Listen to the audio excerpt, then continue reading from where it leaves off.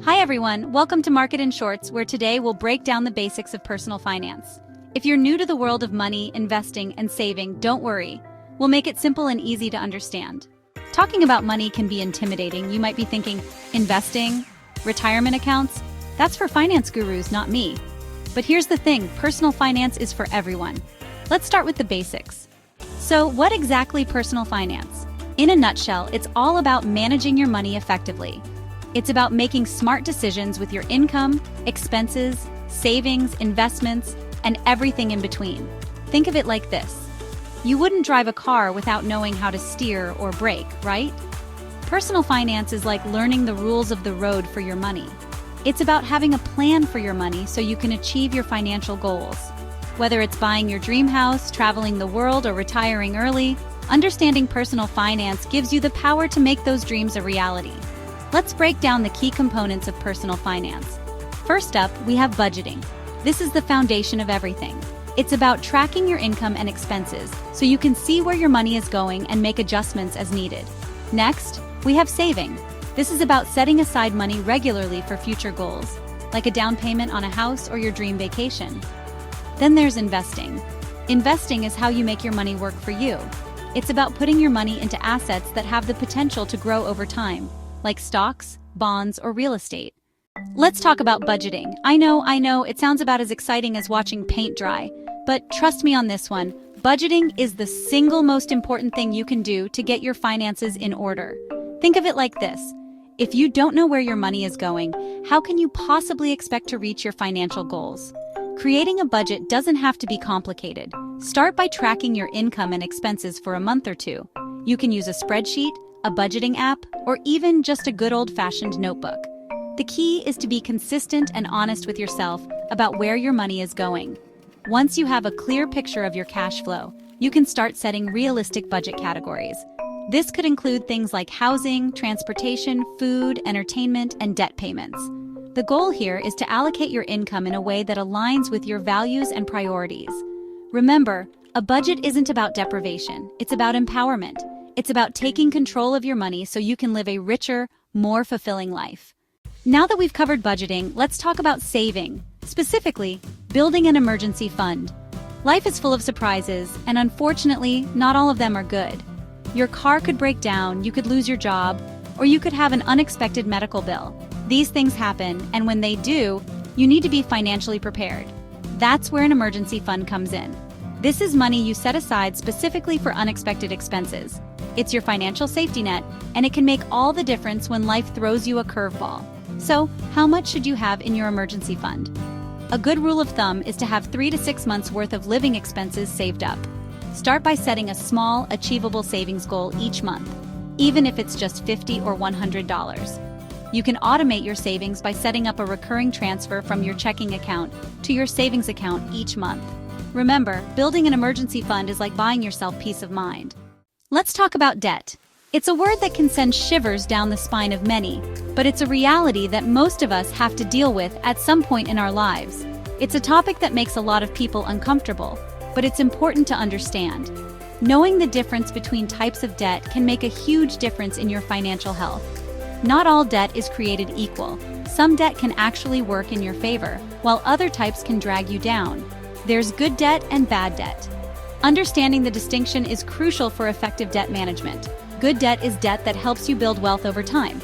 It's an investment in your future. A perfect example is a mortgage. While it may seem daunting to take on such a large amount of debt, it's often a smart financial move. Yes, you're taking on a lot of debt, but you're also investing in an asset that will likely appreciate in value. Over time, this can significantly boost your net worth. Student loans can also be considered good debt if they allow you to invest in your education and increase your earning potential. Education is an investment in yourself. Bad debt, on the other hand, is debt that costs you money and doesn't provide any real long-term benefit. It's the kind of debt that can keep you up at night. This includes things like credit card debt, payday loans, and even some car loans. These debts often come with high interest rates and can be financially crippling. These types of debt often come with high interest rates, which can trap you in a cycle of payments and make it difficult to get ahead. The interest can accumulate quickly, making it hard to pay off the principal. If you're struggling with high-interest debt, your first priority should be to create a plan to pay it down as quickly as possible. This might involve cutting back on non-essential expenses or finding additional sources of income.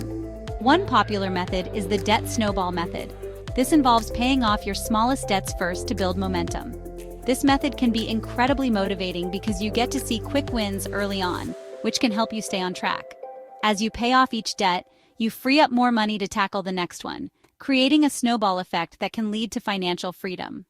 Now let's talk about investing. Investing is one of the most powerful tools you have for building wealth over time. It's not just about saving money, but making your money work for you. It's about putting your money to work for you so it can grow exponentially. Imagine planting a seed and watching it grow into a tree that bears fruit year after year. Think of it like this. When you invest, you're essentially buying a piece of a company, a property, or another asset, hoping that its value will increase over time. This can be in the form of stocks, real estate, or even bonds. The goal is to see your investment grow, providing you with returns that can significantly outpace traditional savings accounts. Now, I know the world of investing can seem intimidating, especially for beginners. The jargon, the numbers, and the sheer volume of information can be overwhelming. There are so many different investment options, strategies, and terms to learn. From stocks and bonds to mutual funds and ETFs, the choices can seem endless. But here's the good news. You don't need to be a financial expert to start investing. With the right guidance and resources, anyone can begin their investment journey. One of the easiest and most effective ways to start investing is with index funds and ETFs, or exchange-traded funds. These are designed to track the performance of a specific market index. These are types of investment funds that track a specific market index, like the S&P 500. By investing in these, you get exposure to a broad range of companies. When you invest in an index fund or ETF, you're essentially buying a tiny piece of all the companies in that index. This means your risk is spread out, reducing the impact of any single company's poor performance. This is a great option for beginners because it offers instant diversification. Diversification is key to managing risk and ensuring more stable returns over time. Another advantage of index funds and ETFs is that they typically have low fees. Lower fees mean more of your money stays invested and working for you. And the best part? You can start investing in index funds and ETFs with a relatively small amount of money. This makes it accessible for almost everyone, regardless of their financial situation. Remember, investing is a long-term game. The earlier you start, the more time your money has to grow. So take that first step today and invest in your future. Let's talk about credit scores. These 3-digit numbers play a crucial role in your financial life. Your credit score is a 3-digit number that represents your creditworthiness. Essentially, it's a snapshot of your financial reliability. It tells lenders how risky it is to lend you money. The higher your score, the more trustworthy you appear to potential lenders. A higher credit score means you're considered less risky, which can translate into lower interest rates on loans, better credit card offers, and even better rental opportunities. It can even affect your ability to get a job in some cases. Building good credit is essential for financial success. It's not just about getting loans, it's about securing your financial future. It can save you thousands of dollars in interest payments over your lifetime and open doors to better financial products and services. Imagine the possibilities when you have access to the best financial tools available. So, how do you build good credit? It's simpler than you might think. With a few consistent habits, you can steadily improve your score. First, it's important to establish a positive credit history. This is the foundation of a good credit score. You can do this by opening a credit card and using it responsibly. This means making purchases and paying off the balance regularly. This means paying your bills on time, every time, and keeping your credit utilization low. Timely payments are a significant factor in your credit score. Credit utilization refers to the amount of credit you're using compared to your total credit limit. It's a key indicator of your credit health. Keeping it below 30% is generally recommended. This shows lenders that you're not overly reliant on credit. Another way to build good credit is to become an authorized user on someone else's credit card. This can help you build credit history without the full responsibility of a primary cardholder. Just make sure the person you're becoming an authorized user on has good credit habits. Their good behavior can positively impact your score.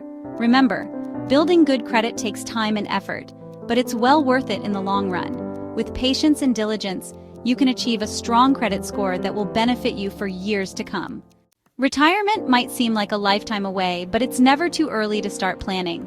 The sooner you start saving for retirement, the more time your money has to grow. One of the most powerful concepts in retirement planning is compound interest.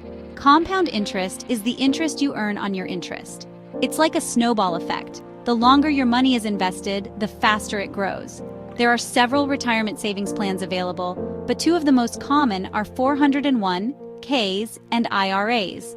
A 401(k) is an employer-sponsored retirement savings plan. With a 401(k), you contribute a portion of your paycheck before taxes are taken out, and your employer may even match a portion of your contributions. An IRA, or individual retirement account, is a retirement savings plan that you open on your own. There are two main types of IRAs, traditional and Roth. With a traditional IRA, your contributions may be tax-deductible, and your money grows tax-deferred until retirement. With a Roth IRA, your contributions aren't tax-deductible, but your withdrawals in retirement are tax-free. To sum it up, personal finance is about budgeting, saving, managing debt, investing, and planning for the future. Once you get a grip on these basics, you'll be well on your way to achieving financial freedom. Like, comment, and subscribe to Market in Shorts. Want to learn more about any of these topics? Drop a comment below, and don't forget to like and subscribe for more finance tips. Thanks for watching Market in Shorts, and remember, your financial future starts today.